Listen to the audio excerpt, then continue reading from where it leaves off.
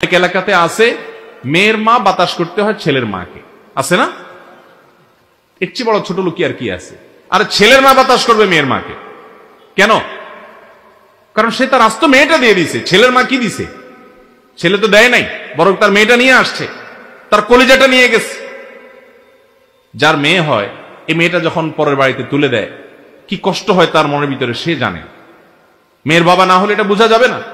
আস্ত কলিজার টুকরাটা ধরে তুলে দিয়ে দিছে, আপনি তো তাকে সালাম করবেন সারা জীবন, সেখানে সালাম করা তো দূরের কথা, উল্টা বরং আম কাঁঠালের মৌসুম আসলে খোঁচাখুচি করেন, বৌমা এখন এই যে আশেপাশে দেখছো অমুকের ছেলের শ্বশুরবাড়ি থেকে কতগুলো আম কাঁঠাল আসছে দেখছো, খোঁচাখুচি করেন। আছে না না এই ছোট লোক আমাদের এলাকায়?